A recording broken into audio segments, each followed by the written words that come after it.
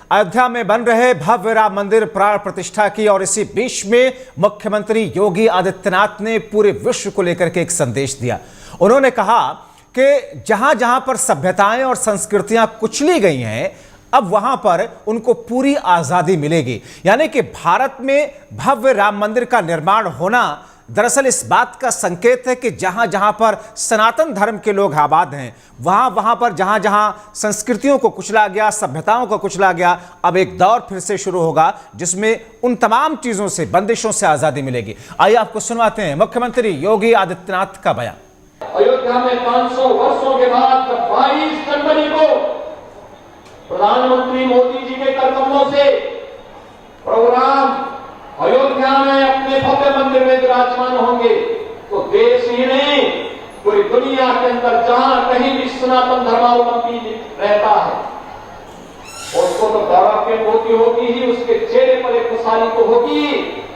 मेरा ये मानना है 22 जनवरी का कार्यक्रम दुनिया के अंदर जहां कहीं भी सभ्यता और संस्कृति को कुचला गया होगा उनमें एक आस है, उनके लिए एक नया विश्वास है। 22 जनवरी का कार्यक्रम और 22 जनवरी का प्राण प्रतिष्ठा का महोत्सव हम सब अपने तरीके से कार्यक्रम प्रारंभ करें। 14 जनवरी से लेके 20 जनवरी तक, 21 जनवरी तक हमारा एक ही कार्यक्रम होना चाहिए, स्वच्छता का कार्यक्रम। अपने गांव में, अपने नगर में, अपने वार्ड में, अपने मोहल्ले में स्वच्छता के कार्यक्रम को जुड़ना।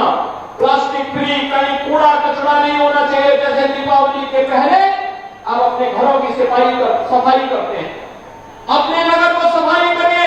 आज प्रभु अयोध्या में विराजमान हो रहे हैं, कल मेरे घर में, मेरे गांव में, मेरे नगर में विराजमान होंगे। जिससे सफाई की तैयारी करना, स्वच्छता के लक्ष्य को प्राप्त करना हमारा प्रयास होना चाहिए। 14 से स्वच्छता अभियान, 16 जनवरी से हर देव मंदिर में राम नाम संकीर्तन, अखंड रामायण के पाठ की तैयारी करिए। गांव गांव में रामलीलाओं का मंचन करिए और 22 के कार्यक्रम को स्क्रीन लगा करके लाइव देखिए। 22 को सार्वजनिक अवकाश होगा और सार्वजनिक अवकाश के दिन भाइयों बहनों उस दिन स्क्रीन लगा करके वहां के कार्यक्रम को देखो।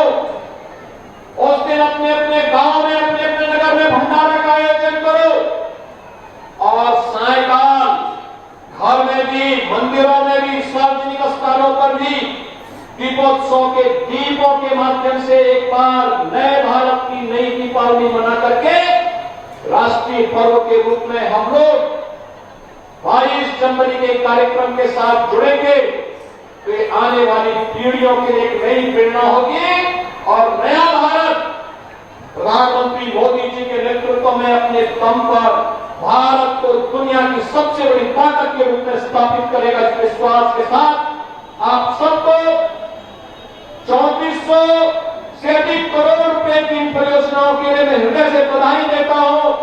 मकर संक्रांति और प्राण प्रतिष्ठा महोत्सव की अपनी शुभकामनाएं भी देता हूं और आपका आह्वान भी करता हूं कि आपको अयोध्या आना है, लेकिन 22 के बाद जिस दिन आपके जनप्रतिनिधि और संगठन के लोग कार्य योजना बनाएंगे उस कार्यक्रम के तहत आपको अयोध्या आकर के प्रभु के दर्शन करने के लिए अपने आप को तैयार करना है।